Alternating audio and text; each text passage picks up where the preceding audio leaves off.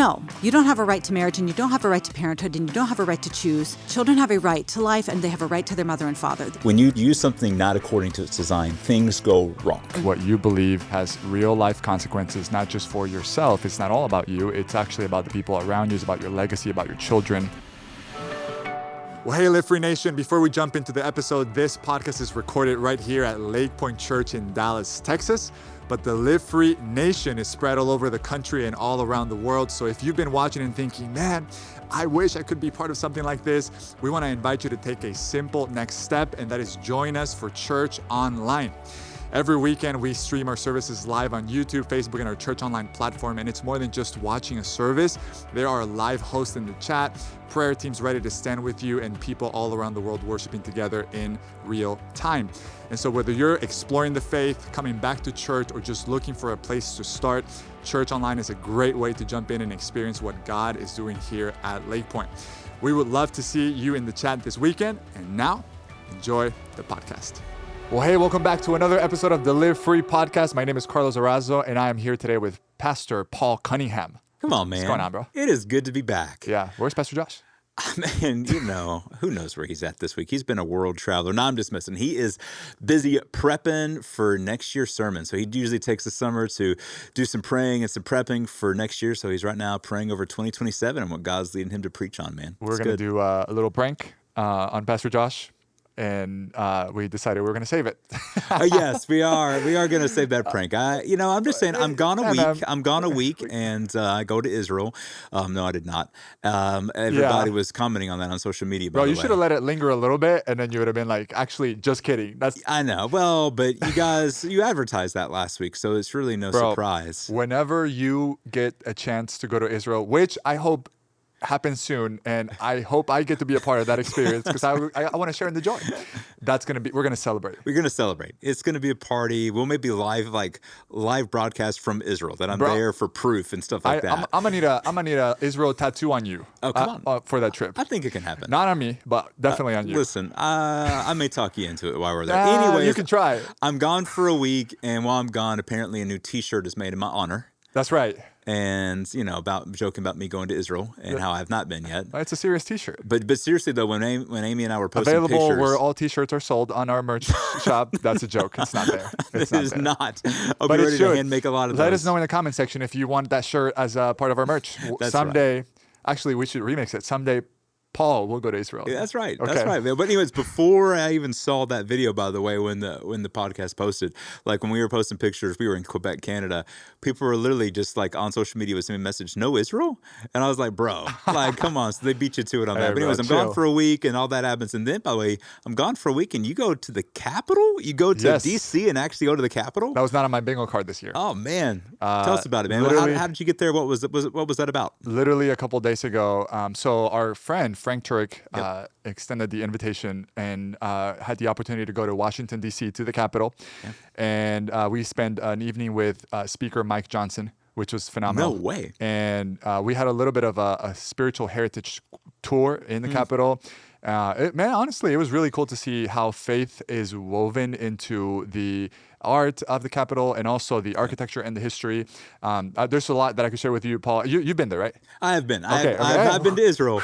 I've actually been to the Capitol multiple times. Okay, more than me probably. No, I'm just saying. I've been to the Capitol. I'm tracking with you on this one. So honestly, probably one of the coolest experiences ever. Yeah. I wish I had more time to just spend there because it was literally like we just went there. But if you go in there, there's like a Capitol prayer room for members of Congress. There's like a stained glass window with Psalm 16:1 that says, "Preserve me, O God, for in thee do I put my trust." There's like literally artwork depicting faith and religious elements like literally everywhere. There's like a painting of like the baptism of Pocahontas.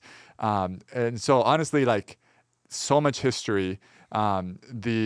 It really shows just how Christianity profoundly impacted the founders of our nation.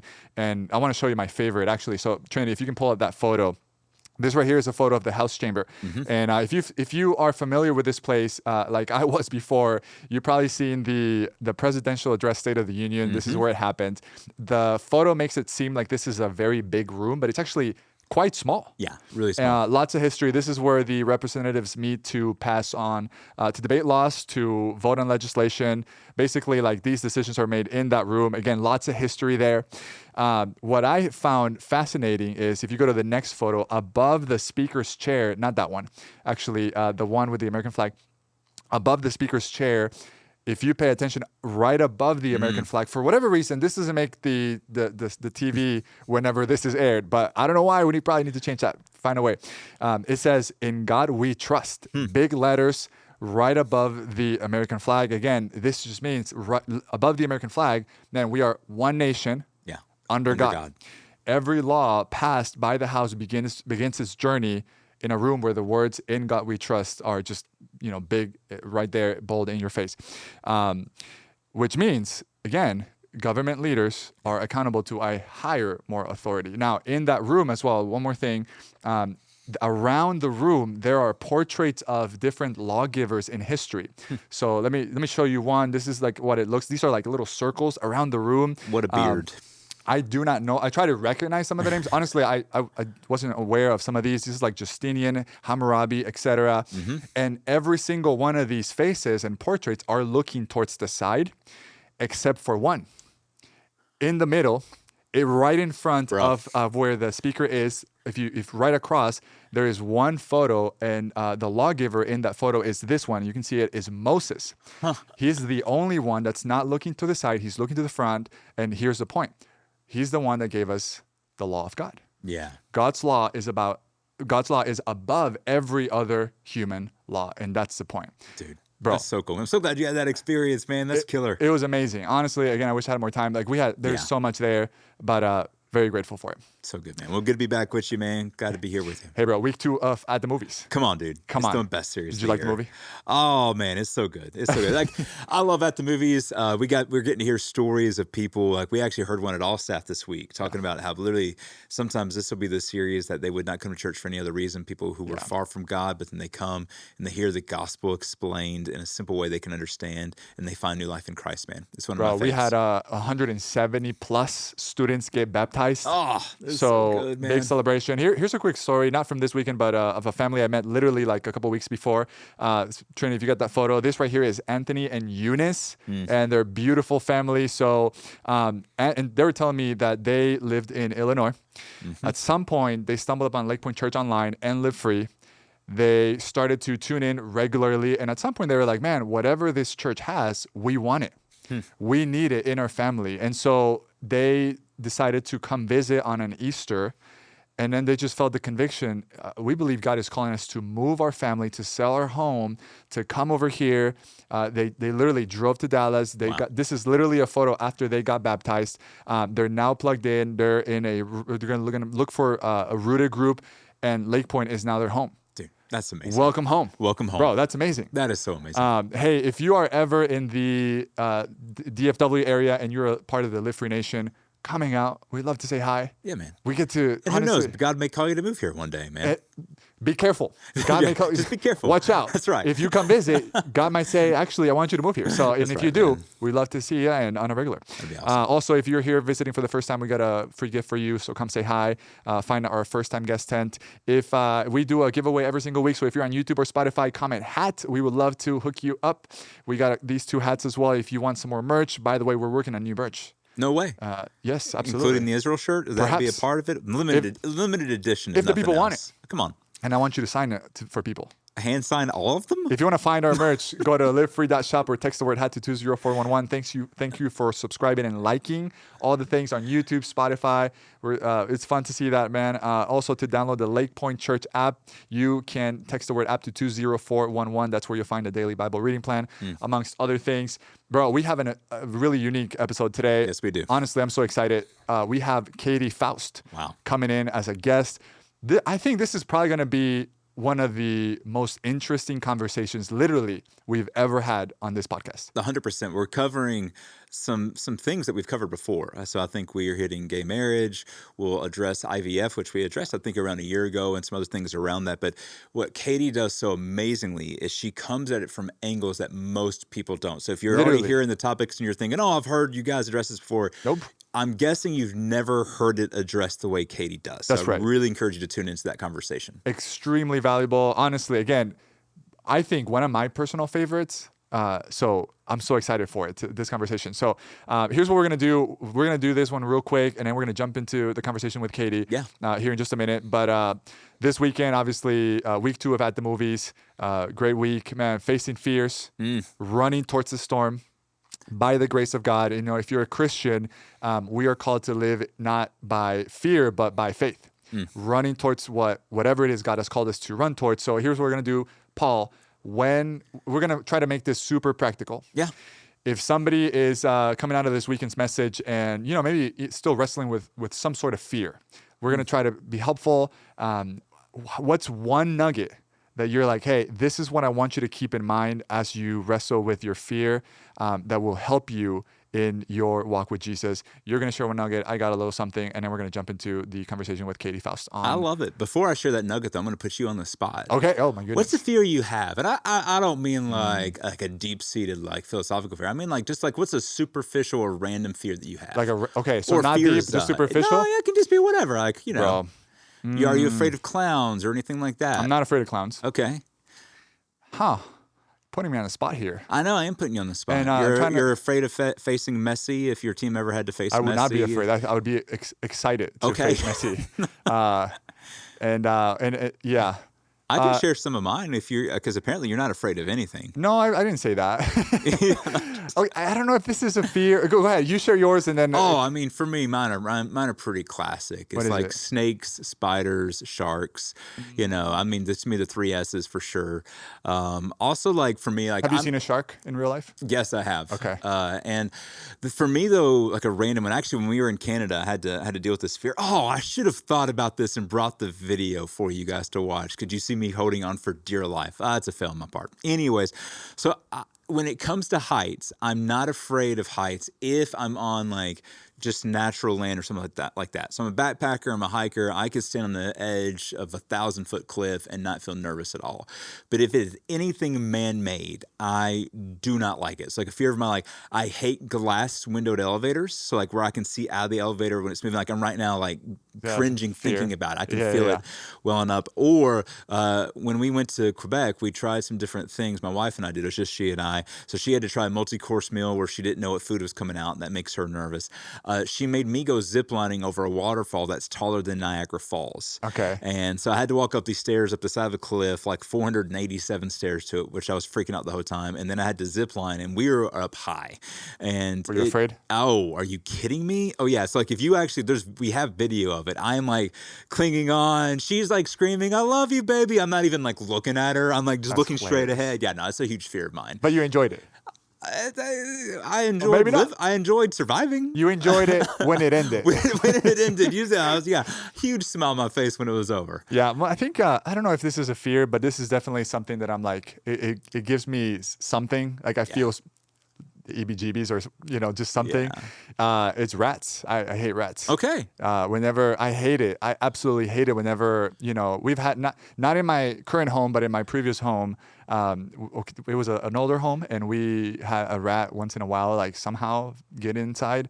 Yeah. And bro, I absolutely hated it because I'm like, dang it. Now it's my job to figure out a way to like squish this thing, somehow kill it.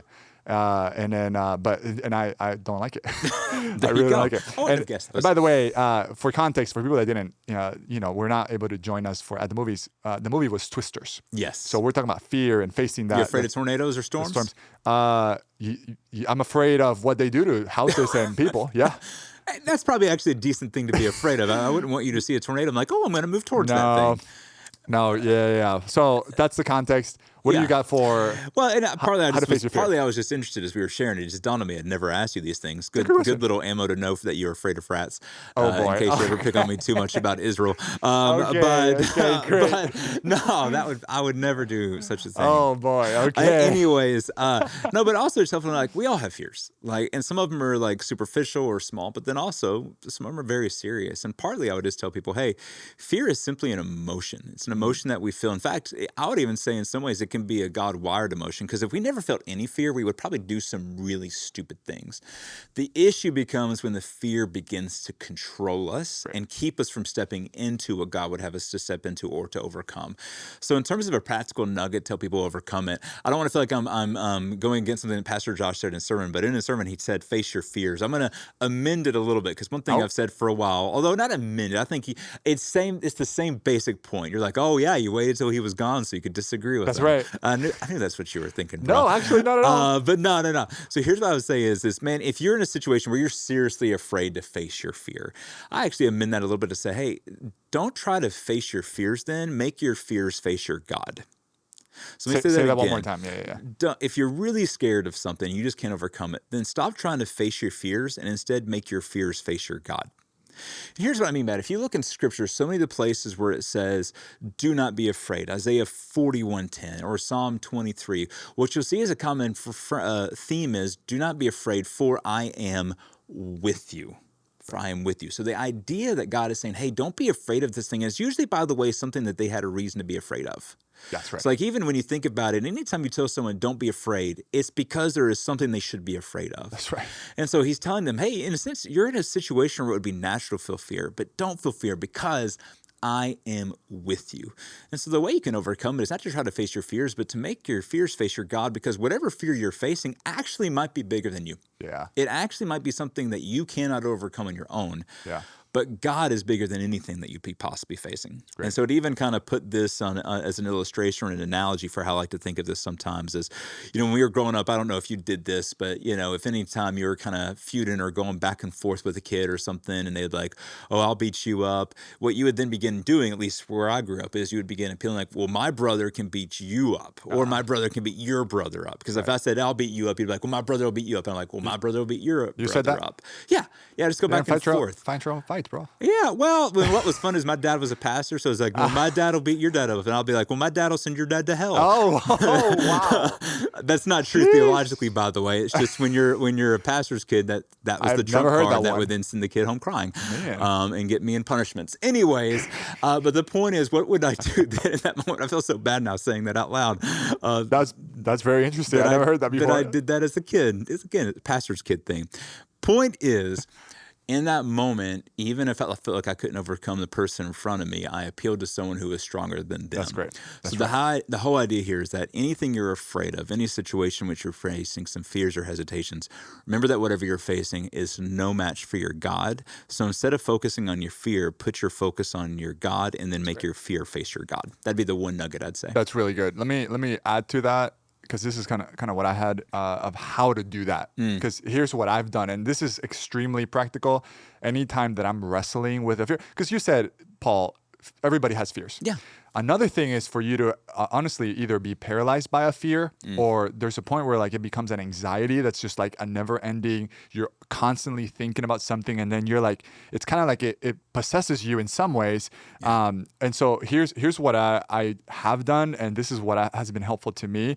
3 things real quick. The first thing that has been helpful to me is, number 1, bombard your mind with truth. That's good. Right. And so I heard somebody say once, the 3 most important words for you and I in light of eternity is it is finished. This is what Jesus said at the cross. It is finished. That's one of the 3 most important words. But the 3 most important words in this lifetime, it is written. So this is what it means. 2 Timothy 1:7 says, for God gave us a spirit not of fear, but of power and love and self-control.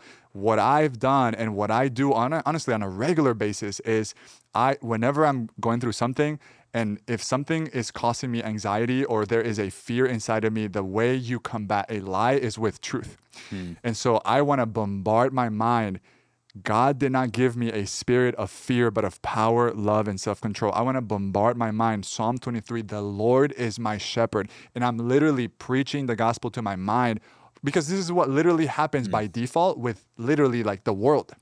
And so I'm trying to counter those lies with the truth of the Word of God. So bombard your mind. And what I do practically, literally, I'll write note cards and put it in places where I'm literally constantly seeing those reminders of what is true. I do it every time I wake up. There's literally in my bathroom, in my room, in my office. Like I got things that I'm seeing and I'm reminding myself of what is true. That's number one. Number two, pray. 1 Peter chapter 5, verse 6-9, cast your anxieties on him because he cares. Bro, there's something supernatural happen when you just start praying and say, God, I am afraid of this. God, help me with this fear. And I can't explain it, but when I do pray and every single day, God, I can't sleep. Would you help me be, and there are situations where, man, you need to be strong and courageous. God, would you help me be strong and courageous? There are other situations, maybe it's outside of your control. God, this is outside of my control. Would you help me surrender this? There's something supernatural happening with you when you do that, there's been moments where I've felt fear and a burden on my soul. And when I release that in prayer, there's just like a lightheartedness. I love that. I'll let you go to your third thing in a second, but it almost reminds me, it's like, hey, when you and I both have kids, when your kids are scared at night, what's their instinct? To go to dad. That's right. And to go to mom and to ask for help because they're afraid. That's We're afraid. And so that's the thing is, man, when you're afraid, you could act like you're not afraid or stuff it down or like, oh, whatever. Not in that moment, just recognize it. And again, that helps you get your eyes on the God who is bigger than whatever you're afraid of. So love that. Keep going. So one, bombard your mind with truth. Number two, pray. It's simple. And number three, do it afraid. And so whatever it is, like if you are wrestling with fear, whatever it is that God is calling you to do, just do that, even if you're afraid. If it's a step of faith towards something, if it's a decision, if it's a conversation, whatever it is that you believe that God is calling you to do, you and I are called to be obedient. Keep moving forward and do it afraid. It's interesting, in the Bible, God doesn't move until we move. You see this in multiple parts in Scripture. In the Old Testament, it wasn't until Moses stretched out his hand that God opened the sea. Again, I'm pretty sure Moses had some fear in his heart in that situation, but it wasn't until he moved that God, did something. When Israel leaders, the leaders of Israel, their feet touched the water of the Jordan River, like that's literally what the Bible says, that when they touched the water, then God parted the sea. In the New Testament, Jesus tells the lepers to show themselves to their leaders, and the Bible says that as they were going, they were obeying. They were moving in the direction that God told them to move. Then they were healed. So again, whatever it is that God is calling you, man. And honestly, I can count situations in my life where I know God is calling me to do one thing in particular, and I'm afraid. And I'm like, God, I am afraid. Help me. Give me the strength. Give me the power. Give me the courage, because courage is not the absence of fear. It is the decision to move forward in spite of your fear. That's right. And so do those three things. That's going to be helpful. So good, man. Glad we got that short convo. Then now I guess we get to dive into the convo with Katy Faust, right? Get ready for an amazing conversation with the one and only Katy Faust. Well, hey, before we get back to the episode, I want to tell you about something coming up at Lake Point that we're really excited about this summer. We're hosting At the Movies, a 4-week sermon series where we'll use movie clips and stories to illustrate powerful biblical truths. It's one of the most fun and creative experiences we do all year here at Lake Point, and it's designed for the entire family. And so every weekend at our physical locations, we'll feature unique movie-themed experiences, fun characters in the lobby for both kids and adults, incredible worship, and practical teaching from the Word of God, and of course, popcorn and drinks for everyone. So whether you are here and maybe you're a longtime churchgoer, someone who's been away from church for a while, or maybe you're looking for an easy way to invite a friend, neighbor, or coworker to church, this right here is the perfect series for you. At the Movies is an in-person only event and begins July 11 and 12 and continues through August 1 and 2. And so if you're in the Dallas area, we'd love for you to join us at one of our campuses. You can find service times, locations, and more information by texting the word ATM to 20411.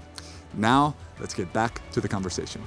Katy Faust, welcome to the Live Free podcast. It's been a long time coming. Come on. Really glad to be Hey, here. I first heard about you, I think it was like 3 years ago, because I connected with our common friend and your work colleague, Josh Wood. And honestly, what I thought was, when I started listening to some of the things that you were sharing, I've never really heard anybody address those issues around marriage, family, and we're going to talk about this in just a second, reproductive technologies, and the way that you have done it. And honestly, I thought, like, man, this is something honestly more people need to hear about. And we started having conversations about you potentially coming to the podcast. And also, even before we did, Pastor Josh and I, we were already talking about, man, we need to bring Katy Faust at some point. So glad you're here. And it just so happens as well that we met in person for the first time, literally like 3 days ago. That's so true. In the Capitol, being toured. Out of all places. By Mike Johnson. That's right. About all these like secret places and like what I feel like is like newly unearthed historical knowledge about our amazing founding. It was fascinating. Yeah, it was so amazing. But have you been there? No. Well, I have been to DC. I don't think I've been in the Capitol buildings. I've been to some of the legislative buildings to meet with the different to senators and reps and things like that. But I've never been in the Capitol building. I've gotten great selfies with it behind me. Okay. But that's all. Man, it was really fun. It was amazing. What?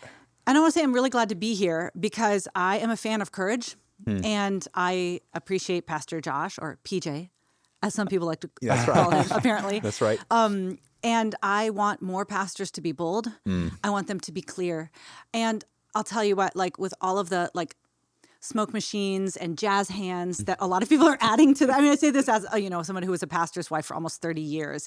Like all that you need from pastors today is tell us what the Word of God says clearly and courageously about what's happening in our world today. And I think Pastor Josh does that really well. He does. Had a chance to listen to the podcast on my way over, and I'm like, a lot of you guys speaking clarity with courage. So it's a joy to be with you. Thank you for that. Glad to have you.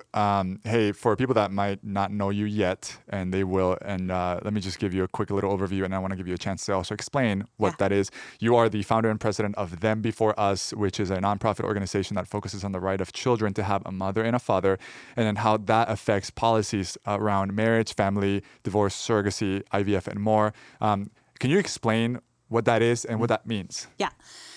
So children don't have a right to a mother and father. They have a right to their mother and father.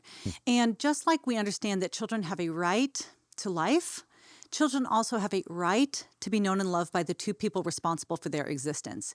And this might sound a little strange to our ears, but when you're looking at natural law, when you're looking at social science, when you're looking at the stories of children themselves, what you see is children do best. They fare best when they're raised by the man and woman that made them, and they experience loss, objective, measurable harm, identity struggles, development challenges, and are often placed in riskier homes when they're separated from their mother or father.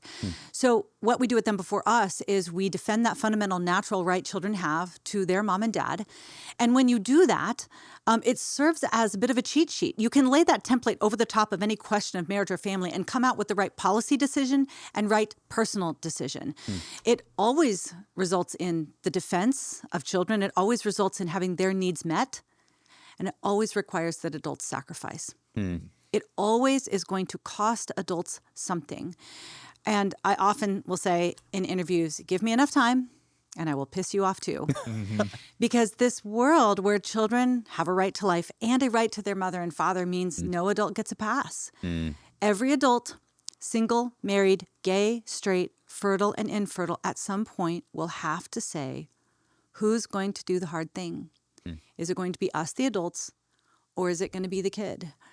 And in a just society, and certainly in a biblical worldview, it must be the adults sacrificing for the children. It must be the strong sacrificing for the weak. But what's happening in the world of marriage and family today is the exact opposite. It's always forcing the weak to sacrifice for the strong. It's always forcing children to do hard things on behalf of adults.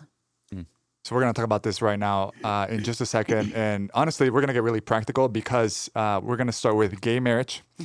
And we're going to talk about IVF and surrogacy as well. And what's interesting to me is, especially the reason I'm excited for this conversation, Katy, is because honestly, if there are some issues in Christianity and honestly in the church in the last 10, 15 years, gay marriage is probably one of those that I don't know that Christians are equipped enough or have been equipped enough to be able to.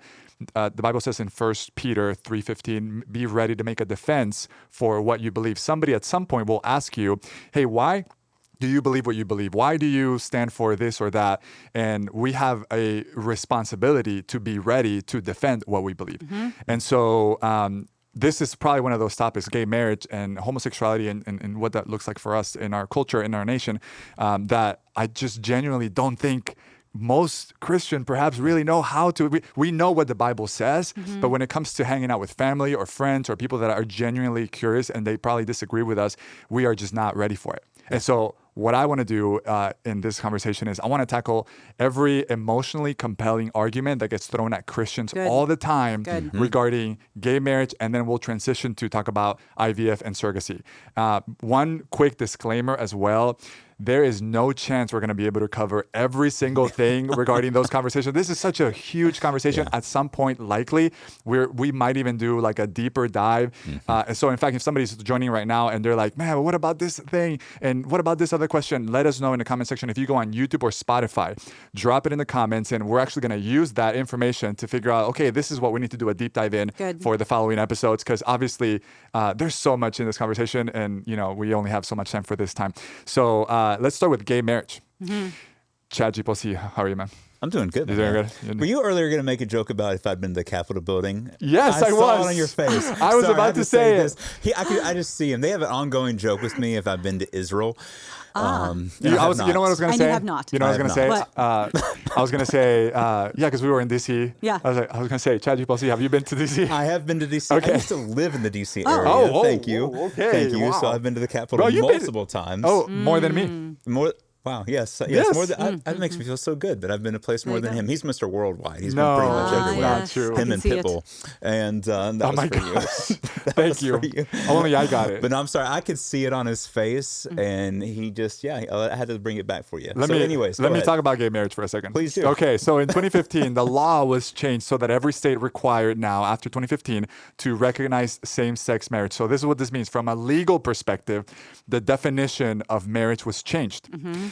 Since then, Christians really, again, it's been like a thing. We were just talking about this right before this podcast. Like we've struggled really to figure out, man, how do I know what the Bible says. I don't know how to explain it to people or even not justify it, but help people understand why we believe what we believe. And so we did a full episode on homosexuality, the whole ideology behind LGBTQ+, love is love with Paul. Me and Paul, I think it was like a month ago. We're going to drop that in the show notes and in the description of this video. Arthur's going to help me out with that. Paul, would you just briefly give us like an overview? Hey, if you are new joining the Live Free podcast and you just don't know, here's what the Bible says around this topic. That's good. Well, when we get into this, actually, before we jump into definitions of marriage or men and women, I actually just like to start with, hey, we really have to start with God. And that seems obvious, but here's why, is that we can ask a lot of questions around homosexuality and gay marriage and all these things, but really it all comes down to two questions. Who has designed me and who has created me? Who's the designer and the creator? Because the one who designs is the one who gets to decide. And whoever owns something is the one who gets to decide what is done with that. And so at the end of the day, if there is no God, we can construct marriage to be whatever we want it to be. Love whoever you want, do whatever you want, be whoever you want. But if there is a God who has actually designed me and created me, then the first question is what does he want? Not what do I want? What is his desire, not as what my desire? So then if we use that as a kind of a foundational idea and then say, okay, his will, his desire is then revealed in the Bible, then we have to say, okay, what does the Bible say about God's design specifically for marriage? And the idea of marriage scripture. And we see this in Genesis. So in creation, before sin ever enters into the picture, there's a marriage. And then this design is then reaffirmed throughout the rest of scripture without fail. And that is the idea that for a romantic relationship, God has designed for one biological man and one biological woman to be together in a lifelong union we call marriage. And it has a few big purposes when we look at scripture. One is faithful, intimate, and loving companionship. But another, and this will go into a big thing that I love you lean into, is the bearing and raising of children. So the idea of God has designed marriage to be the faithful and loving union, lifelong union of one man, one biological woman in marriage for loving and faithful companionship, for raising of children, and for rightly ordering sexual relationships. There's more that could be said, but that's just kind of a foundational thing that we see all the way starting in Genesis with Adam and Eve, but then Jesus reaffirms this design in the Gospels. And so when people are like, oh, Jesus never said anything about marriage. No, he did. He reaffirmed God's original design in the book of Genesis. Anything you think I left out that is important for the conversation? That's good. Obviously, as a church, we care about marriage because strong marriages build strong families and strong families build strong disciples. So it's a big deal. Obviously, we're going to talk about this. Katy Faust, if you have two adults that are same-sex, that are of the same sex, they just love each other faithfully and they live together and they're faithful to each other. What is wrong with that? Okay. Let me back up. Please do. I thought I could tell you wanted to add some stuff. And just fill in there because it will help us springboard and answer this question. So when Jesus was asked about marriage, he went back to the order of creation. Yes, he did. Okay. And his very tight definition of marriage had 3 specific characteristics to them, right? He said, a man will leave his father and mother and be joined to his wife. The 2 shall become one flesh. What God has joined together, let no man separate. So what do you see? 3 non-negotiables, 3 aspects that sets this relationship apart from all other relationships. The first is complementarity. It's what you said, male and female, right? Man, wife, mother, father. We've got very gender-specific terms used there. The second one is one flesh. So that idea is monogamous. There's only one other person in that relationship with you. It excludes all others. It forsakes all others. And number 3, it's what God has joined together, let no man separate. It should be permanent. It should be lifelong. So we think about that and we think, wow, this is beautiful. It's a picture of Christ in the church. Yes, all of that is true. But God is the maker. He is the creator. He is the owner. And so he gets to decide. So what is it that he cares for? What is it that he loves? And you will see all throughout his, laced through the Old Testament and the New Testament, do not touch the children. God has a fierce, ferocious, protective heart for kids. And I was listening to your podcast that was both about LGBTQ, but also about anger. And you guys talked about when you stand by and you refuse to be angry about things that deserve anger, there's actually something wrong with that. God gets angry when children are harmed. So his primary vehicle for child protection is actually marriage. Complementarity, monogamy, and permanence. So what is it that those 3 things do for children that are so critical? Because we can look at this and we can say, oh, this is beautiful, you know, it's a sort of archetype. No, it actually has very sociological receipts attached to them. So the complementarity means that there's always going to be a male parent and a female parent. Why does that matter to kids? Because men and women are different. And I will often illustrate this when I go speak in large groups. And I'll say, I want you to raise your hand if you've ever seen a baby thrown up in the air. And everybody raises their hand. And then I say, I want you to keep your hand up if the person throwing the baby was a woman. And almost everybody puts their hands down. So that is one of the easiest ways to illustrate the benefits and the distinctions between fathers and mothers. I say, you know, moms don't throw babies. Moms wear babies. And so it's this picture of what mothers and fathers do differently, and both of them are critical to kids. So mothers promote attachment. Mothers promote security, right? By literally keeping the baby close, by responding more quickly to, for example, infant cries. A mother will respond in half the time to a distressed baby as a dad will. But dads promote independence. Dad promotes separation. Dads are the ones that are saying, you can make it, run higher, go faster, go bigger, swing the hammer, climb the tree. And the moms will say, not so high, can you go slower? And you actually need both of those, right? You need the one that is focused on their immediate emotional well-being, and you need the one that says, actually, it's time for you to just get a job, you know? So you need that, kids need that complementarity for maximum development. Monogamy. Monogamy is probably one of the most important tools to our human species when it comes to child protection. So if every relationship was monogamous, if there was only one other person and it was the child's other parent in the family, what does that mean? That means that statistically the child is being raised by the 2 adults who are the safest in their life, the most invested in their life, the most connected to the child. So this is actually so well known and so well understood that a child's own mother and father afford them this level of protection that unrelated adults do not, that evolutionary biologists have a name for the kind of risk that children encounter when there's an unrelated adult in the home. And the name of that risk is called the Cinderella effect. And it is the objective, measurable, diminished input and protection that a stepfather or a mother's boyfriend or a father's boyfriend or a father's girlfriend is going to bring to the home.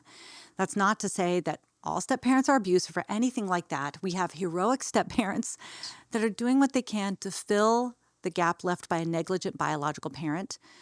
But on a population-wide level, unrelated adults in the home will always increase risk of abuse and neglect. And in the case of a cohabiting man, statistically, again, there's heroic stepfathers, but statistically, an unrelated man living with a child, left to care for the child alone, is the most dangerous person in a child's life. So if you want to forsake monogamy, you are just swapping out child protection. And then third, permanence. Children need that complementarity. They need that maximized development. They need that safety, the protection, the investment. They don't need it for 2 months. They don't need it for 2 years. They don't need it for 12 years. They need it all their life. So we can look at this beautiful picture that God has given for his definition of marriage, and we see that that tells us what God says about marriage. But then natural law and social science tell us why his definition is so good. So those are the non-negotiables of the human child. They come from a man and woman. That man and woman are going to be the safest, most invested, most connected to them overall. That the male parent and the female parent are going to do things for children that generic love is not going to, and they need them all their life. So those are not going to change. Those things will not change regardless of what 5 Supreme Court justices say, regardless of whether or not you wear a T-shirt that says love makes a family, regardless of how we tinker with children in a laboratory. These are non-negotiable biological facts of the human family that God ordained and designed, and they will not pass away until human nature changes, until human nature passes away, and that doesn't seem to be in the cards. That's right. Right? We're going to be restored, we're going to be redeemed, but we are human. These are human realities. So once you understand those non-negotiables of the human child, it gives you the foundation to respond to all these other questions about marriage and family. Katy, that is fantastic, honestly. So you said 3 things. I want to make sure people don't miss it. You said 1, monogamy was 1. Go ahead, repeat those 3 once again. Monogamy, like married only to one other person. That's so right. It keeps the child's biological parents in. It keeps unrelated adults out. That's great. What was the other one? Complementarity. Yep. So it's always both halves of the human species, both the male and the female, because children need male love and female love, and they crave maternal love and paternal love. Dads are important. Moms are important. Yeah. It's not an either or. There's not a competition. It's like we need them both. Yeah, that's right. And the third one? Permanence. You need them all their life. Okay, that's great. And what's interesting there is a couple things. One is I intentionally start with that idea, the one who designs is the one who decides. Because even if you think of the idea of when you use something not according to its design, things go wrong. Things go wrong. And so you also then talked about the social sciences. So there's literally data out there now that tells us and confirms all these things. So even if you don't believe in Scripture, if you take those 3 things you just laid out, there are now social sciences and data that tells us when those things aren't in place, things go wrong. Right.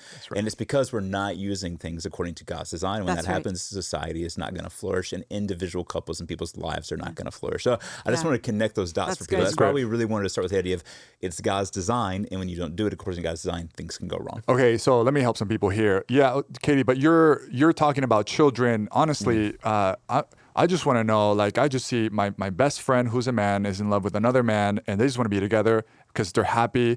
Like, they're not bothering children. They're not, maybe they won't even have children. They just want to be happy together. Who are you? Like, what's wrong with that?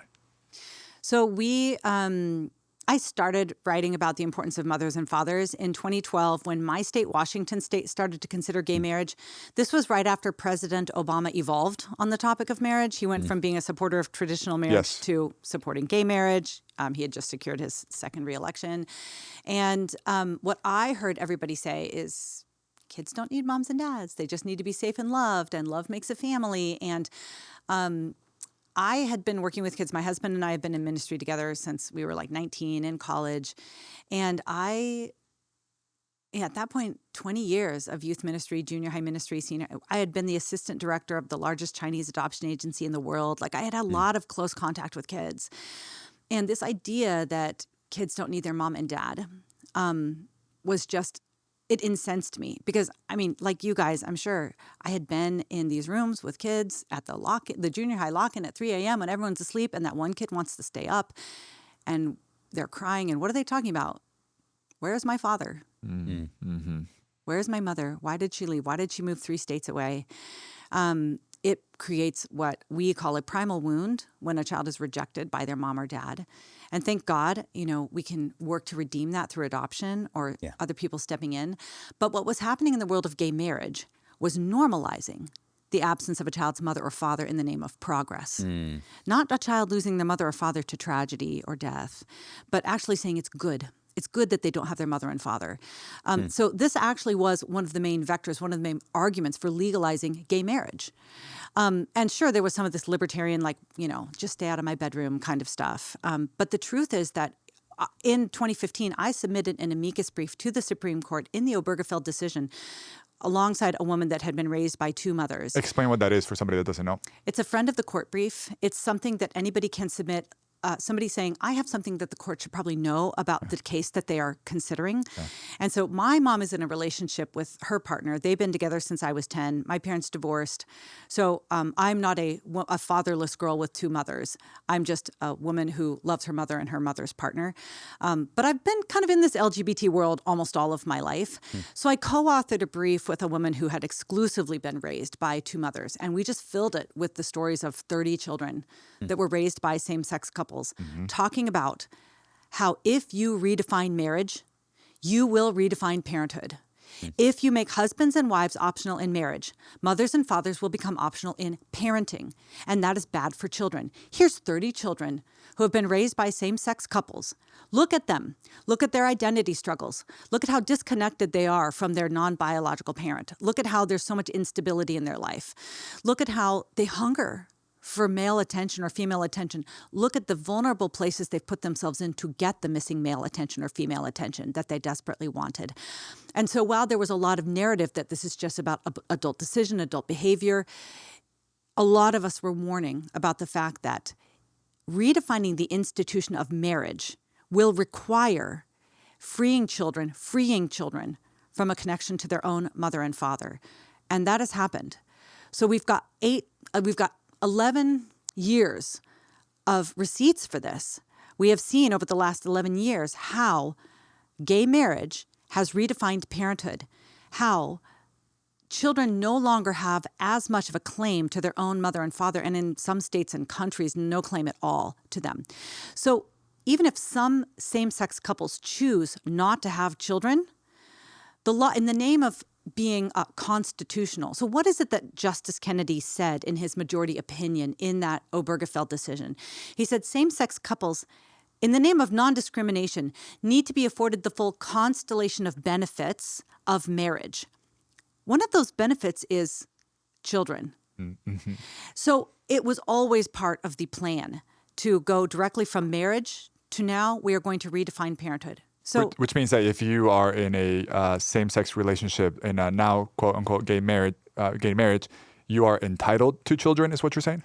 That means that the law is now reorienting itself around your desire to access somebody else's kids if you want them. Yes, that's exactly what that means.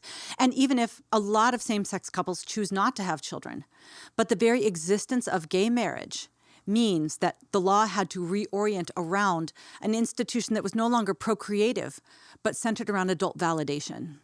Okay. So on that note, if somebody were to say, yeah, but shouldn't they have the same rights that heterosexual couples have? Like you're saying, sounds like you're saying they don't, but it sounds we should have the same rights, right? Gay couples and heterosexual couples. What would you say? So the very first book that I co-authored with Stacey Manning is called Them Before Us: Why We Need a Global Children's Rights Movement. So it's very, very important to properly understand what a right is. Conveniently, anything that an adult really, really wants, they will frame as a right. I have a right to housing. I have a right to government-funded birth control. I have a right to parenthood. I have a right to choose. I have a right to marriage. But just because you want something doesn't make it a right. So no, you don't have a right to marriage, and you don't have a right to parenthood, and you don't have a right to choose. Children have a right to life, and they have a right to their mother and father. Those are fundamental natural rights. And if you have a pseudo-right that conflicts with the child's fundamental natural right, there's a really good chance that that's actually no right at all. That's probably something else posing as a right because you are trying to manipulate and coerce government powers to get behind something that you want at the expense of the most vulnerable. So we spend some time in the first chapter of that book kind of outlining criteria for what makes something a natural right. And when it comes to somebody marrying another person of the same sex, the answer is no. So just because you want it doesn't mean you have the right to get it. That's right. Yeah. And some of these things that we want are important. They may be a very strong drive. Sometimes you might even need it to survive, like shelter or food. But that does not make it a natural right. If something is a natural right, that means the government must organize around and protect it at all costs and sometimes deliver it to you. Yeah. Okay, so that's not a right. And even to maybe connect some dots for people, maybe for a lot of people, this is probably the first time they're hearing this line of argumentation. Yeah. So even connecting the dots for people, because I think one of your original questions was, man, can't just two people love each other? It sounds like you're saying, hey, we actually should choose a totally different angle. Because I've even thought this for a while. If Christians only ever talk about the idea of love as if that's the main purpose of marriage, we're going to be in an endless cycle of back and forth with people. It sounds like you're advocating, you're saying, no, let's actually change the venue of this discussion. Because, and I know that not everyone we're talking to would obviously agree. Most people wouldn't on this. But it's interesting that I've just opened up Genesis again. And literally right it says, so God created man in his own image. In the image of God, he created him. Male and female, he created them. What is the first thing he says? Now be fruitful and multiply. So marriage, yes, as we laid out earlier, is for sure for faithful and loving companionship. That is part of marriage, but it's not the main or even only part of marriage. In fact, the first thing God does is he says the purpose of marriage is to bear children. At least it's one of the main things of marriage. And so you're basically saying, hey, let's move the venue to this discussion. Am I interpreting you correctly? So that is 100% true. And I will take it even a step further. But first, we will talk about Malachi. Because what was going on in Malachi is, they're like, why don't you hear our prayers, Lord? Why don't you love it? Why won't you listen to us? And he's like, because you offend me. Right? It is because you have wronged me. They're like, us? How have we wronged you? And he's like, you're bringing me the trash offerings. But one of the things he said is, you're divorcing the wife of your youth, in essence, to marry the trophy wife, right? And he was speaking specifically to the religious leaders, right? And then he gives an explanation and this is the famous passage where he says, I hate divorce. This is where God says, I hate divorce. And then he says, in spirit and flesh, they are one, right? And why has God made them one? What was the one God seeking? Do you know what his answer to his own question is? Go ahead. Godly offspring. Why is it that he is so offended when you throw off? I mean, there can be times for legitimate reasons for a marriage to end, but that is not what was happening in Malachi. That was not necessarily what the Pharisees were asking Jesus when they were saying, when can a man get divorced? There is something that God seeks from marriage, and it is godly offspring. That has always been a major focus of why God is advancing this critical institution. The offspring matter. So there have been authors and there have been even prominent Christian teachers that have not included this aspect of fruitfulness and procreation when they think about the definition of marriage. God always includes it. It's always central for him. But when it comes to Christians entering the public square and wanting to talk about why marriage matters, I would say, yes, you want to talk about permanence, complementarity, and monogamy. That's all really important. But I would say the bigger factor for Christians is God's people in the Old Testament or the New Testament or throughout the pages of church history. We have interfaced with all manner of hostile religions and cultures in the same way. And that is a posture of child protection. There's probably 39 references in the Old Testament about the mandate to protect the fatherless. In the New Testament, it says, you want to test your religion? You want to know what's pure and undefiled? Watch yourself, care for orphans and widows. So there's always been this aspect of, if there is a vulnerable child, it is your job to protect them. That is the motive. That should be the motivator for Christians when it comes to interfacing with and engaging with culture, not to be welcoming and affirming. I mean, I don't want to unnecessarily trigger. I want to love the people in my life that disagree. Never at the expense of child protection. Never, if it means that I'm going to forsake truths that will make children more vulnerable. So what's happening in the legal world post-gay marriage, what's happening in the technological space around reproductive technologies, and what's happening in the cultural revolution, the sexual revolution, in terms of normalizing children raised apart from their mother and father. It is the exact opposite of caring for the fatherless. It is the manufacturing of the motherless and the fatherless. And that is why Christians have to get very, very serious about understanding and engaging on all these marriage and family issues. Yeah, but Katy, isn't it better for a child to be adopted by a gay couple than to not be adopted at all? Yeah, so this is a really popular objection that people will bring. And I want to say, what do you have to do to get to that question? You're appealing to a really specific edge case. So this is a really common tactic whenever you want to overhaul some kind of social norm, is you will bring up the most morally problematic example that you can find. This is why if you're in a conversation about abortion, somebody will say, but what about rape and incest? Sure. Right? Which is less than 1% Minority, of the significant. cases. That's Right. And that's not to say that it doesn't deserve a response. It does. Yes. But let's talk about the 99% first. Yes. So what is the 99% as it relates to marriage and family? The 99% is that a child's own mother and father are going to invest more money in them, more time in them. They're going to be more protective of that child. Those children are more likely to graduate from college, have money saved for college, not go to prison, not be teen pregnancies, not find themselves on the street, not have behavioral issues, not deal with drugs and alcohol. They're going to be able to form and maintain their own relationships if they get married in the future. Period. You can make that case statistically from research, from the stories of children, from natural law. That is the ironclad rule. Now, there are some times when biological parents are abusive, or they can't or should not raise their own children, or tragedy strikes and that child is deprived of their own mother and father. In those cases, we mourn. Yes. And we seek to mend the wound of the children who have experienced that kind of parental loss. And as an adoptive mom of a child who spent his first 2 years of life in an institution, I will say that all children need a mother and father. But children who have undergone the significant trauma of mother or father loss and institutionalization and maybe a revolving door of foster homes, they might need a mother and a father more than anyone else. They especially need that soft, nurturing, understanding motherly presence, and the father that says, the answer is no. I said no.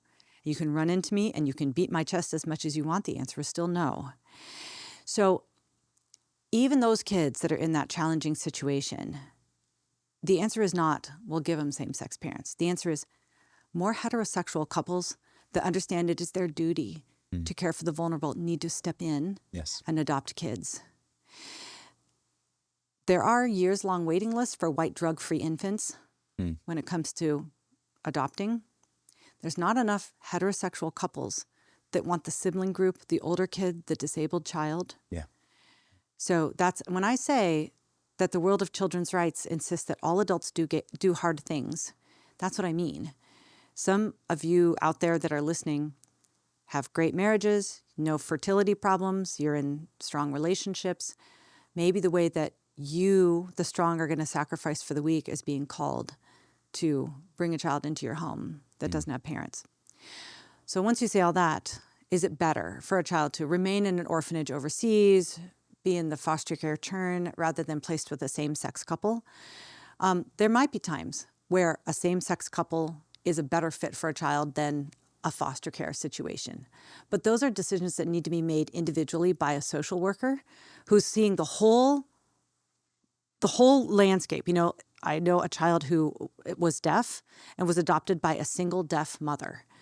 So that's a situation where the child's not having their ideal met, but based on all the different options, that was the best fit for the child, right? And what is adoption? Adoption is not a delivery system so that infertile couples or same-sex couples can have a family.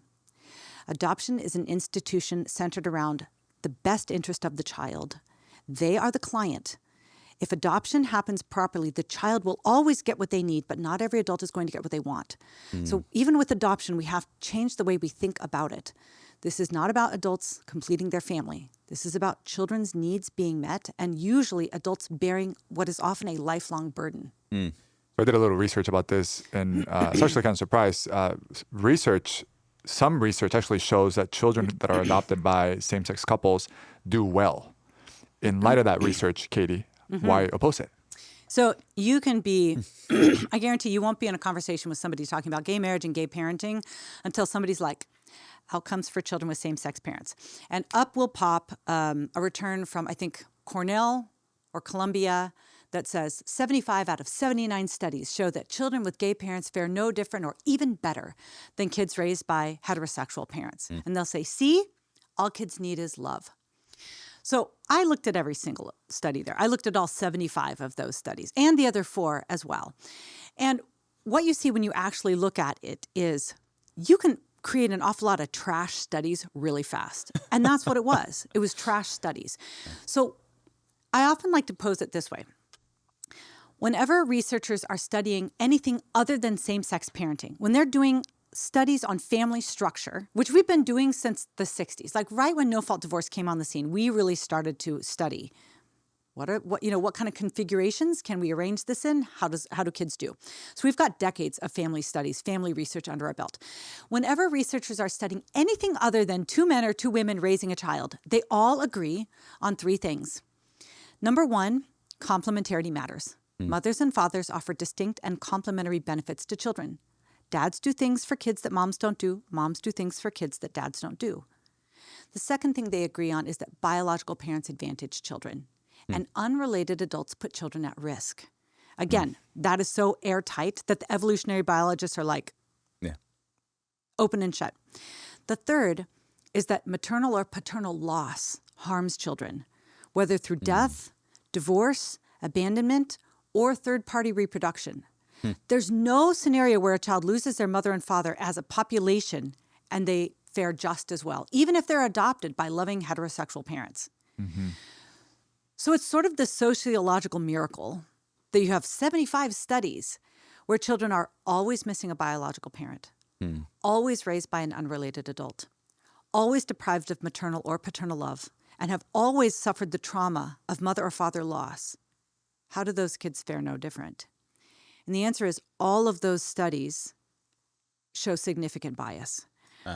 They didn't survey the actual kids' experience. They asked the parents themselves, hey, does your kid love having 2 moms or 2 dads?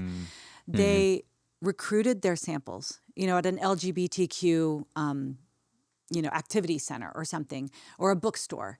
They didn't find their participants at random. They tended to be small sample sizes. So they didn't use the gold standard of the social science method. Now, those 4 studies that showed significant difference, 3 of them did use the gold standard. And they showed that these kids are significantly disadvantaged, especially as it relates to their emotional well-being, which should not be a surprise at all. That aligns with everything else that we know about what children need for development, for identity, for safety. So we've written a lot about this at Them Before Us. We've got a Substack, Them Before Us. We've got several same-sex parenting studies posts. So you don't need to go into any of those fights unarmed. There are really good answers to them. That's great. So let me zoom out before we move on to IVF for a second. So it's when it comes to gay marriage, I think people will say, people say, Katy, but your view, they're so traditional. They're so, and it's interesting when people say that, because actually when you look at history and all the different cultures in history, what the Bible actually says about sexuality is has actually stood against the tradition of the culture. And you see this pattern all over history. Let me just give you a couple of examples. So, for example, you kind of alluded to this, but polygamy, all throughout history, that's been the norm. Then comes Genesis 1 and 2, written 3,000 years ago. And here you see God saying, hey, it's one husband and one wife becoming one flesh. And then Jesus, you said this, Katy, he reaffirmed this in Matthew 19. That is not traditional. That is literally against the tradition of the day. Homosexuality is not new. There's been homosexuality all throughout history, all different cultures in the Greco-Roman world. It was not unusual for there to be same-sex relationships as well. Then comes the Apostle Paul, writes Romans chapter 1. He explicitly names same-sex behavior between men and women. I believe this is the only time in the whole Bible where lesbianism is explicitly mentioned. Again, and he talks about how those things ultimately it's a rejection of God's design and God's glory, and in some ways it's a form of God's passive wrath. That is not traditional. That is literally against the tradition of the culture. And then same thing with this idea of seeing children be less. There's this practice in the Greco-Roman culture called exposure, which is basically like back in the day, if you had a baby and you just didn't want it, you could just dispose of it by basically just putting him out in the street. And when that happened, usually 2 things would occur. Either the baby would die because of starvation or because of somebody would take it, or just being Wild abandoned. animals. Yeah. Wild animals, or it would be taken to become a slave or be forced into prostitution. And again, it was actually legal and common for that to happen if there was a baby because it was unwanted or because it was a female. There are letters by Roman soldiers that have been found where the soldier is telling the wife, hey, if it's a boy, keep it. If it's a girl, dispose of it. Yeah. And history tells us that Christians radically oppose this practice Correct. to the point where they're saying, hey, this is actually a valuable, our Bible tells us this is a valuable human being made in the image of God, and we have a responsibility to protect it. Christians actively rescued these babies. They picked them up, they adopted them, they started institutions to protect them and care for them. And then at some point, infanticide was outlawed in AD 374 because of the strong influence of Christians Yes. pushing for that. And so here's the point. Ideas have consequences. Yeah. It is a pagan idea to see children as useful or convenient or disposable or even valuable only if they meet certain conditions. And it is a Christian idea to treat children, including the unborn, and also pertaining all this conversation regarding IVF and everything we're going to talk about today, as intrinsically valuable and made in the image of God and worthy of our protection. Can Ideas I have just consequences. add to that? Please. Yeah, Okay, please. because this is what I'm saying, like Old Testament, New Testament, and the pages of history. So threats to children have changed across cultures, across countries, across centuries. One of the first terrible examples of that was exposure. But you've got offenses against children in so many different ways. Foot binding in China was rampant. And the Christian missionaries hit the shores and they're like, what is going on? And they were like, nah. Not on, get off our lawn. I mean, like they literally like, we are going to do something about this because it was cruel, right? It literally was mutilation of children, right? In the name of often, improving their marriage prospects. And so the Christian missionaries, they started schools and they said, anybody can come to schools, boys or girls, but only girls with natural feet are going to be able to come. Unfortunately, bound feet's not going to work for us. And they started campaigns against bound feet. And within a century, bound feet were completely eradicated. They changed the entire society because they brought these child dignifying principles to the fore. Yeah. Christians around the world were the first to start and then maintain orphanages in every country, right? Unwanted children have been a part of nearly every culture, and it was the Christians that said, we will care for them. You have situations in Nigeria where there was a tradition, a superstition, that one of those children was probably born of a demon if they were twins. And so you couldn't tell which one was the demon child. So they would put both children in a jar, in jars in the jungle and leave them. And there was a Christian missionary named Mary Slessor, who was like, absolutely not. So she came in and she started protecting those children, and she slowly started to change the culture. So it's like, what do we see? Cultures have endless ways of victimizing children. Christians have always had one response, and that is stand between the cultural threats and the child victims. So the threats to children are going to morph and change, but the Christian response is always the same. It is always, not my millstone. No, not me. I have a duty to protect children. And so today, we're not necessarily dealing with foot binding. We're dealing with other kinds of child mutilation.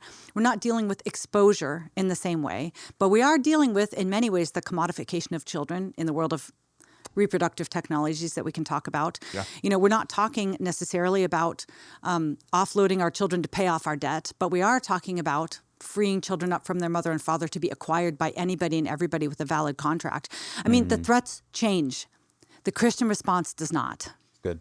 Let's talk about IVF. Yeah. Pastor Paul, let's put on our pastor hat for a second here. What's if somebody's asking, explain it for somebody that maybe is new to this whole world. There's a lot of terms here. I want to make sure we get them right and people understand what we're talking about here. Actually, Katie, what is IVF? Yeah. Okay. IVF is in vitro fertilization. So fertilization of a human, well, actually, you can do fertilization of all different kinds of animals in vitro, in glass. So it's literally making a baby in a petri dish. That's what in vitro fertilization is. Most of the time, if you're going to go through in vitro fertilization, if you're going to spend the $10,000 to $25,000 to create embryos, you don't want to create two. You want to create as many as possible. So very often somebody will be done with a round of IVF and they'll have 10 or 15 or 25 embryos that they will then decide what am I going to do with them? Very few people are prepared to parent 25 children, but the fertility doctors and the clinics will encourage you to mass produce children because they will go through a process of grading the embryos, genetically screening the embryos, often sex selecting the embryos. If you'd like to pay a little bit extra, you can get biomarkers for 1,200 different traits: early baldness, premature blindness. You can test the eye colors of the children. You can customize the baby. And by customize, I don't mean create a child, a boy that has a specific color of blue eyes. By customize, I mean you mass produce children and you eliminate the ones that don't fit your specifications. Okay. So a lot of times these surplus embryos are then frozen. And then every time you go back to the clinic after the first or second or third IVF transfer fails, you go back and get a few more embryos and try to implant again. Okay. And I'd say before we jump into some of the theology around it and connect some dots for people, just a few things. One is I just want to recognize that it's a very sensitive topic for people. Fertility struggles are very real. Pastor Josh and Jen, they've been very open about theirs. And we just know a lot of people listening, a lot of people at our church struggle with that. And I don't in any way want to make it sound like we're being insensitive to that or downplaying that whatsoever. In fact, I was even thinking earlier when we were discussing same-sex marriage, and I talked about one of the main things that God had designed to be in marriage is for the procreation of children. My mind went into like, oh, I hope a couple did not hear that and think that if they're dealing with fertility issues that their marriage is less than. That is not what we mean by that whatsoever. But I want us to be sensitive and know that this is something that people struggle with. Also, some people may have already gone through in vitro fertilization and don't know some of the things we're about to bring to bear. And that's another thing I would say is we're entering to this conversation, what's really hit me the last 3 to 5 years is just how little Christians are prepared to have this conversation and how little we know. Because the first, I think, flinch, Katy, at least the people I've talked to on this, has been like, well, why wouldn't we want to have more babies? And any means possible to make that happen without asking some tough questions exactly of how that happens. And hey, if we dispose of these embryos, well, then what did we just do? And so I just want to say, hey, this is a very sensitive topic, and so we're going to handle it with care, but also we're going to try to give a lot of the details so that people can make more informed decisions and really understand if they're thinking about IVF, really what they're getting into. So I just wanted to say that before we get into some of the theology of it. Here's some theological things that really intersect with this that really should inform the conversations we're having. And that's really just this basic principle that every person is created in God's image from conception and have worth and value from conception. We see in Psalm 119, David says, you saw my unformed substance. I love that detail. Not my body, not my heart, but he said, you saw my unformed substance. From conception, we have value. And even now, okay, if you can go back and forth in these kind of questions, I say from conception because at conception, a new life is created. Because I don't know in the conversations you're having with people, but oftentimes like, well, that's just a clump of cells. In fact, what do you say to people when they're like, oh, this is just a clump of cells? What do you say? I'll give my response and say, but what do you like to say here? I'm like, so are you. You're a clump of cells too. I mean, we're all just an organization of cells at different stages of development. Exactly. I mean, and the truth is you're saying that because you must dehumanize this thing so you can do what you want with it. Exactly. And often what I'll do is I'll say, okay, it is. But in fact, when it's first created, this embryo, it's one cell. It's called a zygote. Yeah. Okay, yeah. And whose cells are those? Actually, what kind of cells are there? They're human cells. Yeah. Are they living or non-living? They're living. Oh, so living as in they're alive. As in other words, they have life. So it's a life. Is it the mother cells? No. Is it the father cells? No. In fact, it has unique DNA. The first cell, the first zygote from this moment of conception, it is alive and has a unique DNA that is a combination of its mother's and father's DNA, but it is unique. So we're dealing with the human life that is precious from conception. Here's where this interfaces with IVF, is that if you have these embryos that have been fertilized artificially, that means that each of these embryos is a human life. They are cells. They are human cells. They are alive. So they are lives. And so then if we just dispose of them, that means we are disposing of people that were created in the image of God. And so when we talk about IVF, I think, in fact, Pastor Josh, I believe, even talked about this in an episode. We'll put that in the show guide and just make sure that people can go listen to that. Pastor Josh responded today, and I would as well, but I would love to have you fill out some details because it's a very nuanced topic, is that, hey, What about if people want to pursue IVF? We'd say, well, hey, in order to do this ethically in a way that honors God, you would for sure not be able to do this in a way that disposes of those embryos. But as you've said, that is the standard practice. That is normal practice. So you know that if you're going to go into this, Christians got to know this is a tightrope. This is, I would say, a minefield. Yeah. That it is theoretically possible to get through it, but you've really got to do it carefully, because if not, you're devaluing and throwing away and destroying life that is precious to God. So Pastor Josh said, and I would say that, hey, if you can do this in a way that does not dispose of those embryos, then yes, it's possible. But you would actually, I'll add in some other qualifications. I'd love to hear you say some other things if you're going to do this in a way that honors God, because this is a minefield. How would you tell people, hey, it's possible if you do X, Y, and Z? What would you say, Katy? So remember how I said that nobody gets a pass? Yeah. Like everybody has to bend here, right? Somebody with same-sex attraction that would be a wonderful husband or be a wonderful father or wonderful mother. They can either form a family that denies children their mother and father so they can have what they want, or they can conform their life to make sure that the children they have both their mother and father loving them and loving each other every day. Those in healthy marriages might feel called to adopt, where they're going to do the hard things on behalf of children. People struggling with infertility, this is their opportunity, their call to do hard things on behalf of children.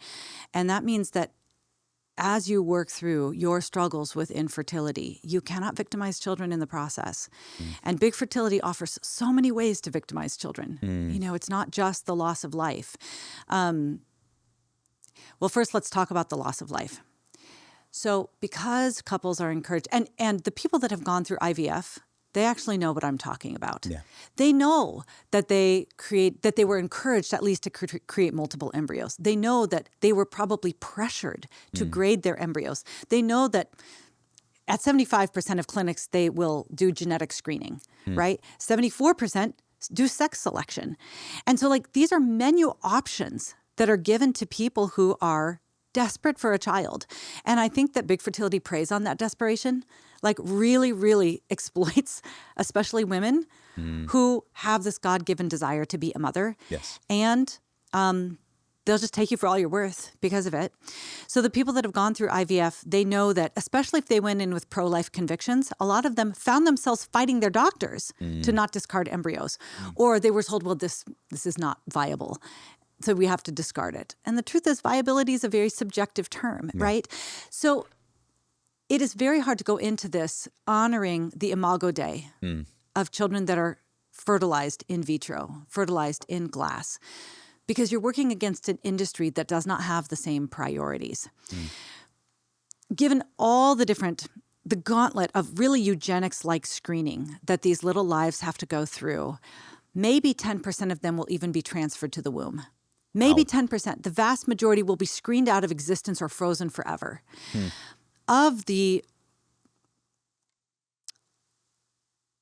don't know how many children are made in vitro every year because Big Fertility has no requirement to track or share what they do with these little lives, where they go, who takes them home.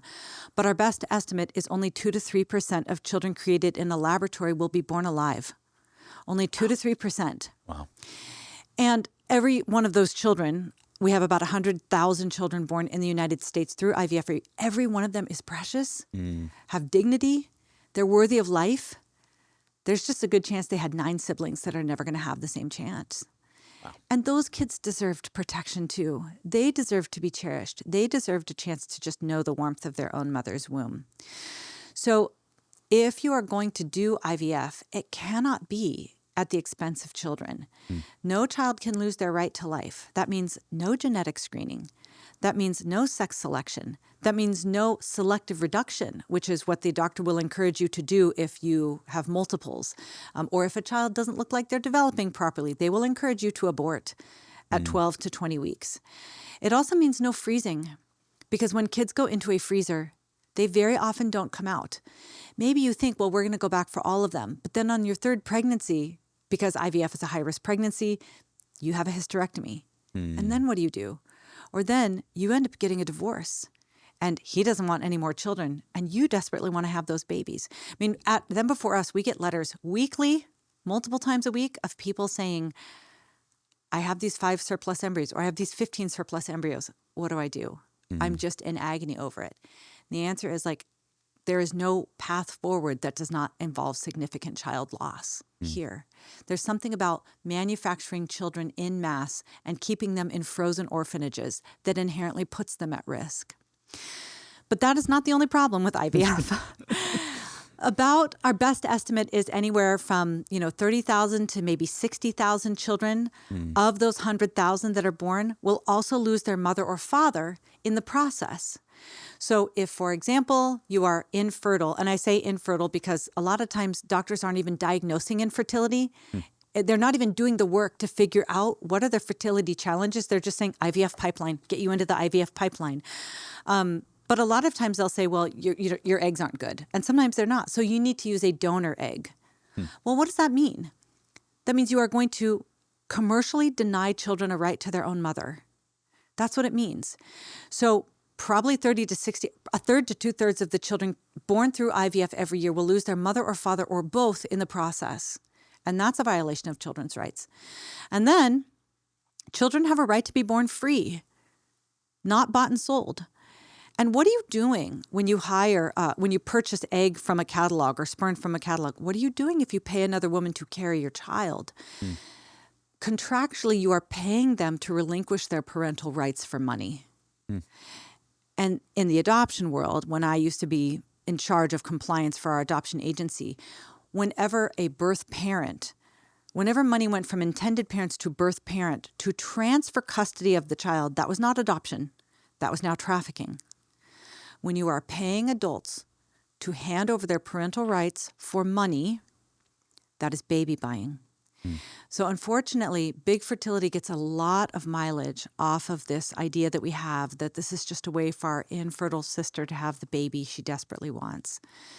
In reality, it is an industry that victimizes children on the level of violating their right to life, violating their right to their mother and father, and violating their right to be born free and not bought and sold. Right. Well, no, I was going to say, so to distinguish, to even kind of help summarize this, you would not necessarily say that IVF is sinful in and of itself, just like the practice that you would say, I think we talked about before, that there is it's a very thin line you can walk to be able to get to it. But you would say, you got to know that the industry, so it's almost like separating people who are thinking about IVF, saying, hey, it could be theoretically possible to do it in a way that would not dishonor God. But you got to know if you're thinking about that, you're going into an industry that this is their standard operating procedure, is to do it in ways that would dishonor God. Is that a helpful distinction to make? Well, and I would say, you might want to do it that way, but you probably don't have the money. Yeah. You probably don't have the money to do it in the way where you only create 1 or 2 embryos that you don't screen, that you immediately implant, and then you go back for a 3rd or 4th or 7th time because those fail over and over and over. And if you did want to go into it with pro-life convictions, you probably will argue with your doctor and clinic about it because they don't want you to use the low-grade embryos. The one thing that fertility clinics actually have to publicize and share is their live birth rates. How many of the embryos that are transferred result in a live birth? So from their perspective, they don't want poor embryos to be transferred because it will drop their live birth rate. So they will encourage you to discard. They will encourage you to freeze the undesirable children. So if you're going to go into this with pro-life convictions, with pro-child convictions, you're going to be alone. You're going to be on your own. There was a really famous, well-publicized decision by the Alabama Supreme Court in February of 2024, where couples sued a clinic for the wrongful death of their embryos. Their embryos were mishandled. There was 3 different couples. The embryos were lost because they were dropped and they were thawed or something.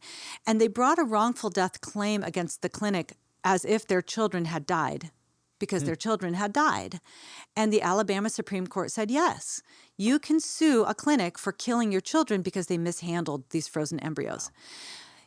It was the most pro-life decision that any court had ever handed down because it was recognizing the personhood of these little lives, even though they were outside the womb. The immediate result is IVF ground to a halt in Alabama. Every clinic and every hospital that was conducting IVF said, whoa, you're telling me we are responsible if embryos die in this we can't do business here. Wow. They said I have quotes from doctors. All of our services to adults are conditioned on being able to grade and select the child that's right for them. And freezing is a really important part of this process. What they're saying is, we're not going to make any money if we cannot eliminate the undesirables for whatever adults wanted, especially if that has to do with purposeful and accidental. So the doctors themselves are not going into this with a pro-life understanding. They will make money by mass producing children and help you choose the ones that you want. I know, Carlos, you probably have some follow-up questions, but I just feel sort of in my heart right now just to share this. If you're listening to this or watching this and you have been struggling with fertility issues and have been thinking about IVF, let me just encourage you. This is why being in a good local church matters so much. Amen. And so I would encourage you for sure to take everything we're saying in consideration. But this is something that I would encourage you for sure if you're home here at Lake Point, but also anywhere where you're coming from, man, be a part of a good local church and talk to your pastors. Number one, they want to weep with you and mourn with you in your struggles. Scripture tells us to weep with those who weep, to mourn with those who mourn, and we would love to do that. But number two, it's also why, because they can help you navigate all these nuances. Because we're talking very broad things. This is where people can walk you through these conversations. And I walked through this with a couple one time, and they took a very narrow path, and they had the means to do so. Yeah. But I know that was not the norm. But I love that they wrestled with the elders of their local church through it, of which I was a part. So I just encourage you right now, if there's something you're thinking about, I don't want you to hear condemnation from us or judgment from us. If anything, we're just sharing these things that you can be aware of things you maybe we're not aware of, and to encourage you to wrestle with it with your pastors in your local churches. That's right. Well, regarding surrogacy as well, Trina, before we do that, can I go just ahead. say, please, let me give some hope. Yeah. Your doctors probably haven't even looked and asked to see why you're struggling to get pregnant, because they will not get a lot of money. They're not going to be able to earn anything if they actually resolve the low sperm count or the endometriosis. It's going to cost them money. But there's a whole branch of medicine called restorative reproductive medicine that exists specifically to identify and diagnose the underlying fertility issues, of which there could be dozens on his side and her side. And when those are resolved, sometimes it's as simple as a hormonal supplement in the woman. So maybe you're getting pregnant, but you're not staying pregnant. Sometimes there's lifestyle changes on his part that can allow you to more easily get pregnant. And this is called restorative reproductive medicine, RRM, restorative reproductive medicine. Go to one of these doctors. And a lot of times they are going to be able to solve this, and depending on the problem, their success rates far outweigh what you're going to get through IVF. You will be healthier on the other side, and you won't have to deal with these gut-wrenching struggles of figuring out which embryo lives and which one dies. So there's actually a lot of hope for people struggling with infertility, and there's a good chance your doctor's never going to tell you about it.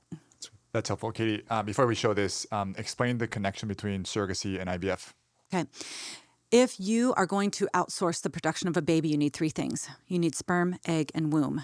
Sperm is easy to access. We've been able to get to it for a long time. Eggs are harder to access, but we've figured out ways to hyperstimulate a woman's ovaries and laparoscopically extract them, not one that women tend to release per month, but maybe 10, 20, or 30 if you're young and healthy. But you also need a womb. And so now there is a whole new industry of wombs for rent, surrogacy, so that an infertile heterosexual couple or a single, double, or triple male couple, or just a celebrity couple that doesn't want to ruin the bikini bod or interrupt the movie career, you can outsource pregnancy to another woman. And you say single, double, or triple male couple? Yes. Can you explain that? There's international organizations that specifically cater to gay men so that they can have children without being connected to or in a relationship with a woman at all. They globally source all the different parts of the female from different places around the globe. They'll navigate you to countries where you can easily acquire the child and take them across international borders. It's called Men Having Babies. And they specifically advertise to single men, double men, thruples of men, HIV positive men. But that womb is really, really important. It's very, very hard to secure. I'm sure there's a lot you can say about this. And again, if you have any questions somebody's listening right now, and maybe you have all these questions that I'm sure you will, let us know in the comment section. And this is what we're using to continue to, we're going to use it as a launch pad for future episodes.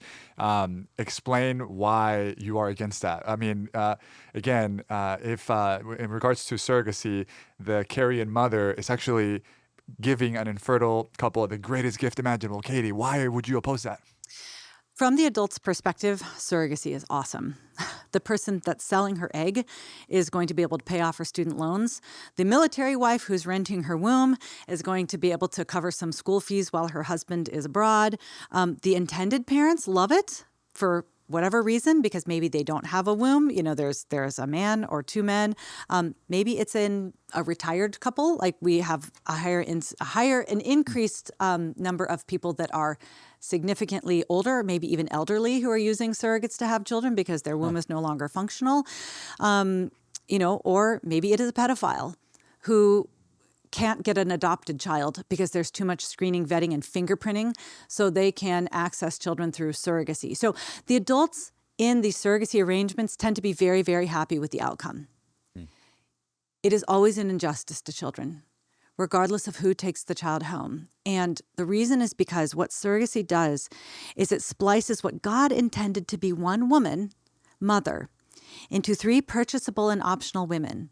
So surrogacy allows you to separate off the genetic mother, right? The egg donor.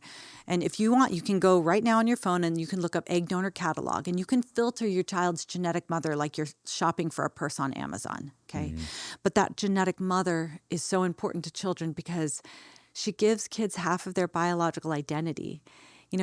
That mother helps children answer the question, who am I? It's hard for kids to answer the question, who am I, if they can't answer the question, whose am I? So that's the mother that gives kids that biological identity piece. The birth mother is the one with whom we bond for 9.5 months. She is the one that the baby knows in terms of her voice and her smell. It is her body that drops babies' cortisol levels after they're born. It lowers their stress in a ways that skin-to-skin contact with other adults do not. We don't put babies on their mother's chest right away so they can form a bond. We put babies on their mother's chest because they have an existing bond, right? An existing bond that does something to the child's neurological system that allows them to adapt to this brand new world in a way that skin-to-skin with even the biological father won't. But then the third mom is the social mother, the one that's there every day, the one that's wearing the baby and wrapping the baby and simplifying her language right down to the child's level, whereas dad walks in and says, you wouldn't believe this incredible commentary that I bought. And I just learned so much about the word ruach today. And mommy would be like, Bible is so good. It's God's word. Children need that female presence that is going to interact with them differently than men. Surrogacy requires that children lose at least one of those mothers. Always the birth mother. Very often the genetic mother as well. And sometimes children go home to a house where there's no mother at all. So the problem is every one of these 3 mothers is important to children. And surrogacy allows you to treat each of them as optional, purchasable, or disposable. So from the child's perspective, there's no form of surrogacy that does not inflict an injustice on them. There's this article that actually went viral literally this week. This is what the article is. Trinity, if you can pull it up.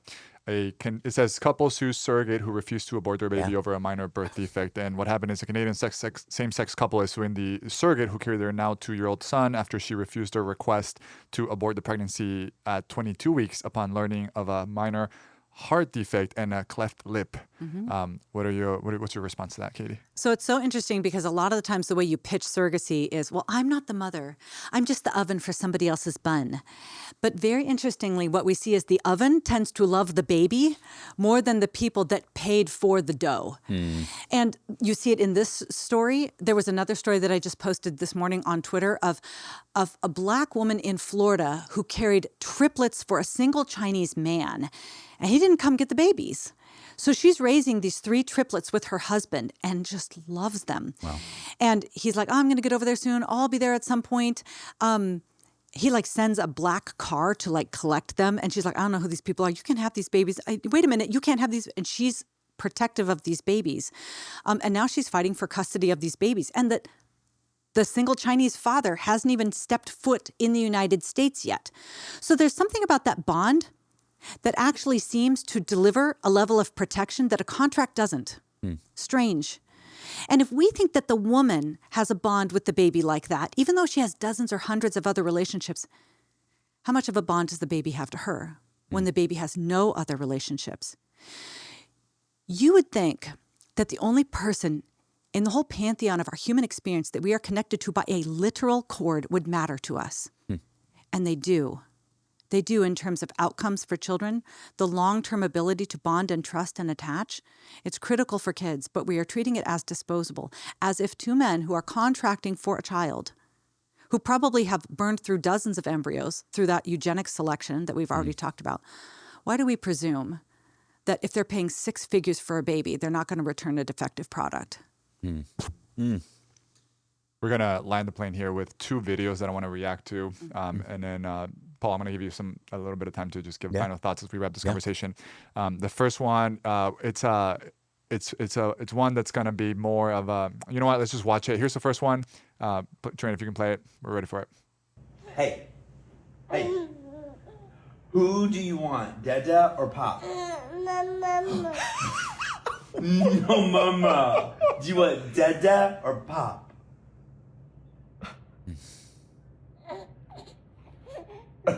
Who do you want, Dada or Pop? No. Do you want Dada? You want Pop? No way, Jose. I think. Oh. There is no Mama. I'm so sorry. You have Dada and Pop. You have Pop. 2 choices. No Mama. No.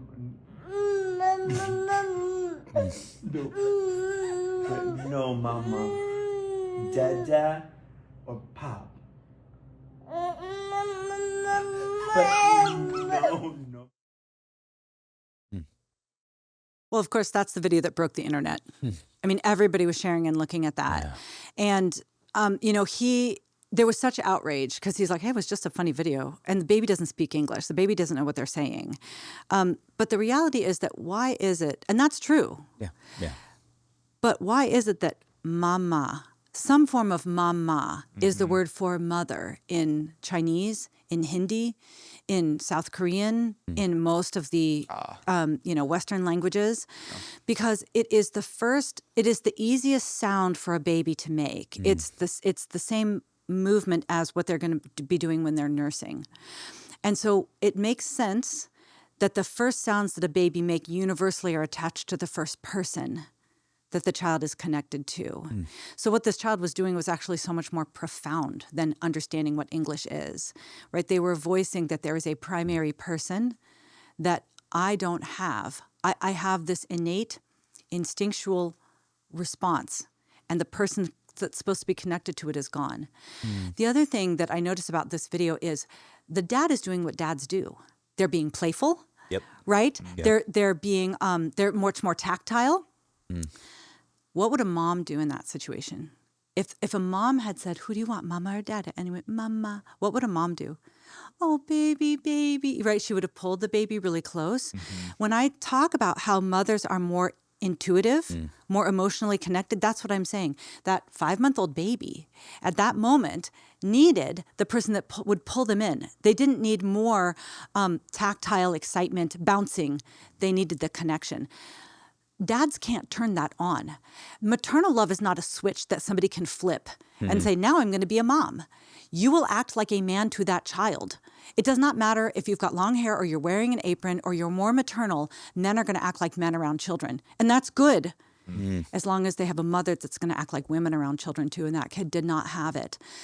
And it's just, that's such an example of, these are human realities about children that you will never legislate away, are never going to go away, even if you gestate a child in a third party, even if you take them to pride parades and you're around a diversity of families. That child has fundamental needs that culture, law, and technology are never going to override. That's right. Paul, any thoughts on that before we move on to the next video? Yeah, it's honestly hard to get out. I don't know. There's something about that video. It hurts. I'm honestly just kind of being raw right now. I couldn't even watch it anymore at one point.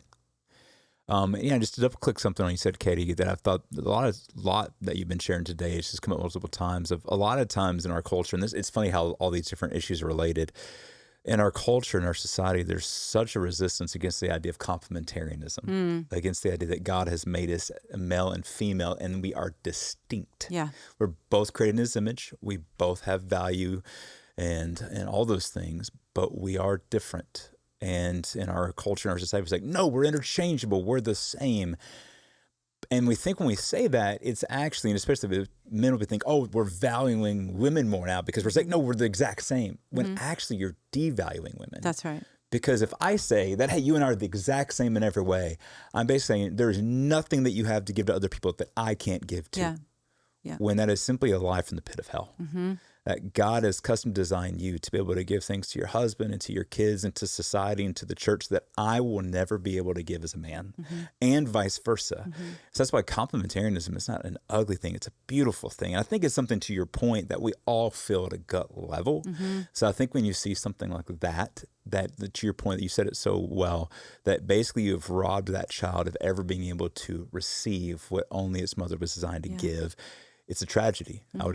It's a tragedy. And so again, sorry if it's a little bit raw and coming out. It's just, there's something about that video that just hit me hard today. Yeah, and that's why, I think our culture has bought that lie, and that's why you see a lot of young women trying to, quote unquote, compete with men because they think, well, we're the same, so therefore this is even playing, so we need to figure that out. And then you see a lot of men that don't know how to engage with women because they're saying, well, I'm just treating you like I would treat my bro and my little dude, and that's just not how it works. That's not how it works. That's right. We got one more video here, and then we're landing the plane here. 11-year-old Carter Wiles is about to get the Christmas surprise of a lifetime. This is from all of us, okay? All of us. That's his aunt, Leah Kiphart, offering him a final gift to unwrap on Christmas morning. Inside, this family photo of the Kipharts, showing Carter's aunt, uncle, and his cousins, along with a very special letter. Carter, this is our most recent picture of our family. All of us would love for you to be in the next picture and to be part of our family. Carter, would you like to be a Kiphart and be in our son and brother with? What do you think, buddy? Yay! His aunt and uncle surprising him with an adoption. We're going to adopt you, Carter. Oh, thank you so much. His aunt tells us Carter's adoption status was nearing a deadline, about to change so someone outside the family would be able to adopt him. This might have been the last time that we were ever going to see Carter, and you can stop felt it there. that it was really important for us. I'm just going to open it up. So, we talk about the importance of a child's biological mother and father. And a lot of people say, well, you must be anti-adoption. And, that's not the case, because adoption is a situation where adults are doing hard things on behalf of children. And it's actually a pretty potent way of describing the distinctions between and the shortfalls of big fertility. Because in the world of adoption, what you see is when it's done according to kind of the guidance of adoption best practice, the child is going to have their needs met. They're going to have their needs met by people that are seeking to mend their wound, right? The child has a wound. That child has a wound. I don't know the backstory there, but obviously his own mother and father were not able or willing to do what he needed them to do. So other adults came and stepped in and said, we're going to seek to mend your wound. In the world of big fertility, the people raising the child are the ones who inflicted the wound. They're the ones who decided that the mother or father would be out of the picture. They literally paid the child's mother or father to stay out of their life forever. So there's one study that we have that compares outcomes between adoptees and children created through sperm donation. So the sperm donor kids were raised by their biological mother, maybe as a single mother, maybe with a social father, maybe with another mother. The adoptees had neither mother nor father. But the adoptees did better than the kids created through sperm donation.